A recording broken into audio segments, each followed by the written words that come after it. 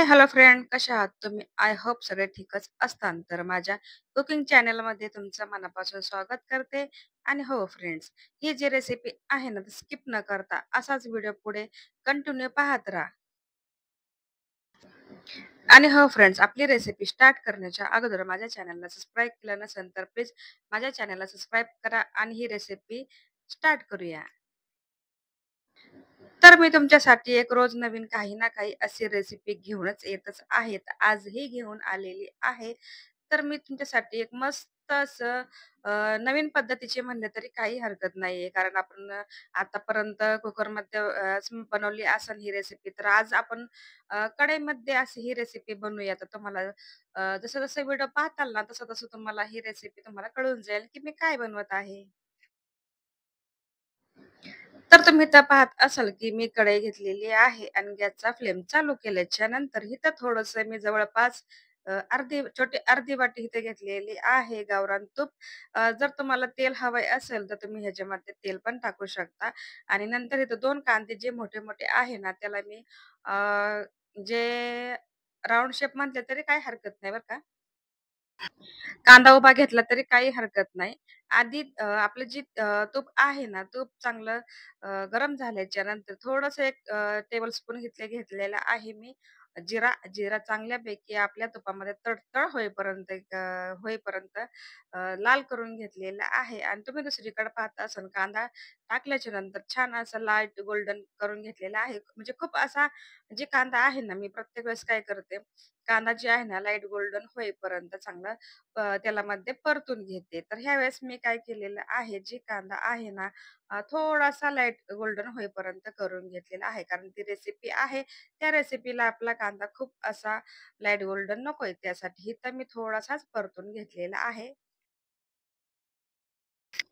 आणि 2 ते 3 हिरवी मिरची घेतलेल्या आहेत टेस्टनुसार. तुम्हाला जर आणखीन तिखट हवे असेल ना, तर तुम्ही आणखीन ह्याच्यामध्ये हिरवी मिरची ॲड करू शकता.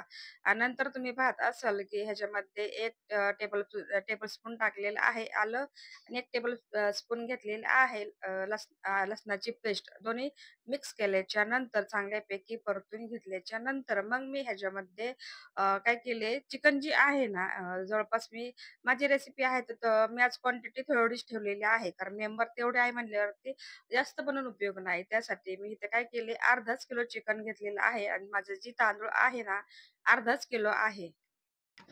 आणि आपलं जे चिकन आहे ना, चांगल्या 2 ते 3 पाणी स्वच्छ धुवून घ्यायचं आहे. नंतर मी काय केलेले आहे, ज्यावेळेस कांदा, टोमॅटो सॉरी टोमॅटो नाहीये. अ, कांदा आणि आलं लसणाची पेस्ट, हिरवी मिरची जी आहे चांगल्या तुपामध्ये परतून घेतल्याच्या नंतर आपल्या जे ह्या रेसिपीमध्ये आहे ना, तेलाचा कुठलाही वापर केलेला नाहीये.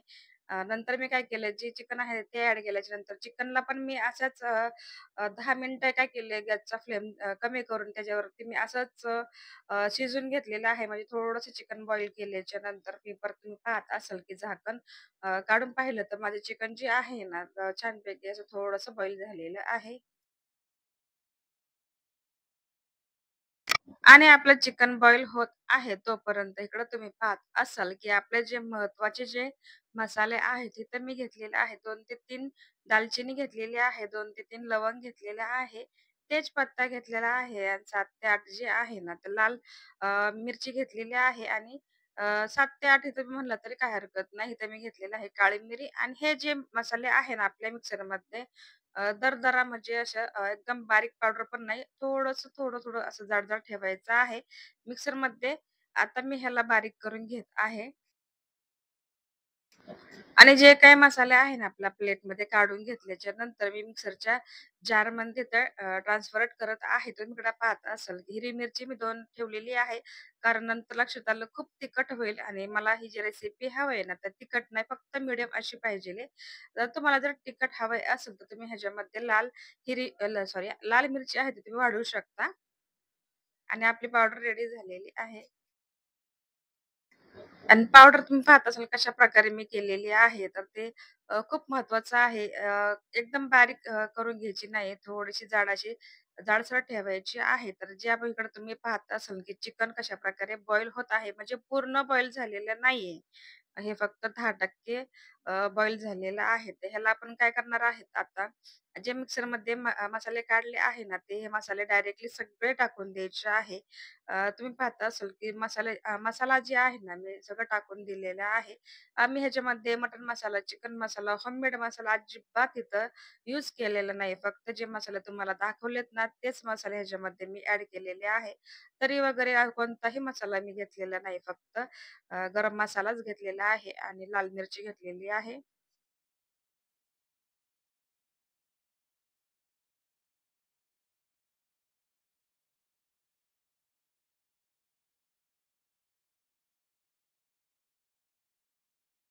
आणि तुम्ही इथं पाहत असाल, की कशाप्रकारे जी आपली चिकन आहे, ती किती छान दिसत आहे. आणि आता मी ह्याच्यामध्ये टाकलेलं आहे चवीपुरतं मीठ ॲड केल्याच्या नंतर सगळं मिश्रण एकसारखं करून घेणार आहे.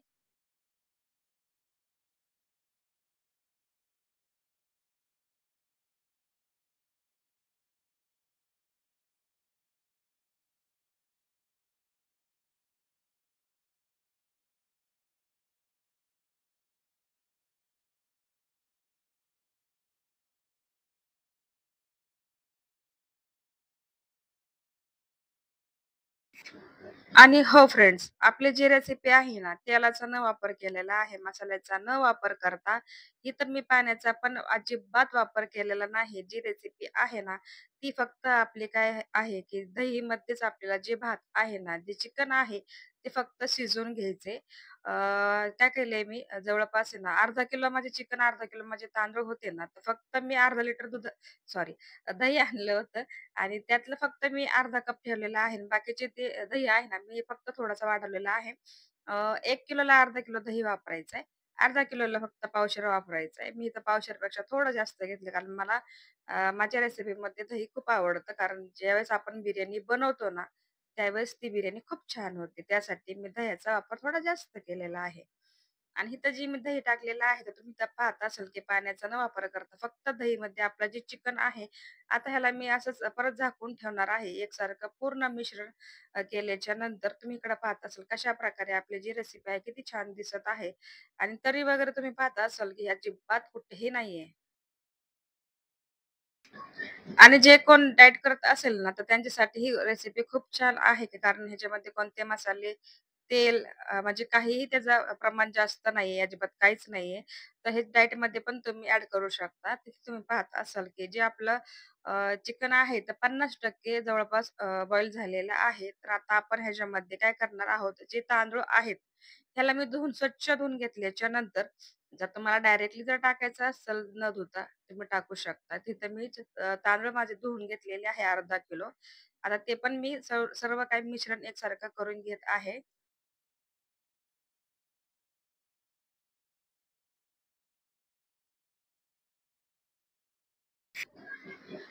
तर इथं मी काय केलंय, तांदूळ टाकल्याच्या नंतर सर्व मिश्रण एकसारखं करून घेत आहेत. आपल्याला तुम्हाला सांगते म्हणजे मी इथं अजिबात पाणी वापरलेलं नाही एकतर. म्हणजे काय करायचं गॅसचा फ्लेम एकदम स्लो करायचा आहे म्हणजे कमी करून ठेवायचा आहे. थोडीशी कोथिंबीर टाकल्याच्या नंतर आता हे मी झाकून ठेवणार आहे.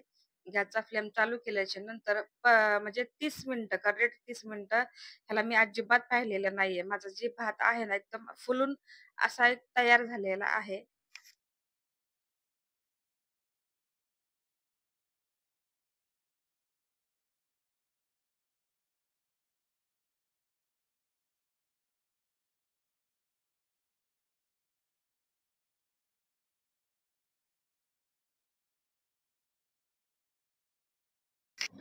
आता मी काय करते, ह्याला ना झाकून ठेवणार आहे आणि नंतर 30 मिनिटाच्या नंतर मी ह्याला उघडून पाहणार आहे. तर हे पहा तुम्ही कशाप्रकारे आपला जे भात आहे ना, एकदम सुटसुटीत मोकळा असा झालेला आहे आणि इतका छान हा पुलाव झालेला आहे ना, तर टेस्ट आपण बनवतो ना प्रत्येक वेळेस, तर त्याच्यापेक्षा 10 पटीने म्हणलं तरी काही हरकत नाही. इतका छान आणि टेस्टी इतका होता ना, की काय सांगू तुम्हाला. खरंच ही रेसिपी नक्की ट्राय करा. ट्राय केल्याशिवाय तुम्हाला कळणार नाही की रेसिपी कशी आहे. आपला यखनी पुलाव जी आहे ना, ते एकदम रेडी झालेला आहे.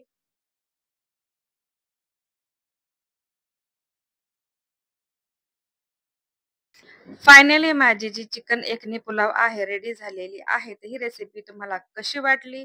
नक्की मला कमेंटमध्ये सांगू शकता.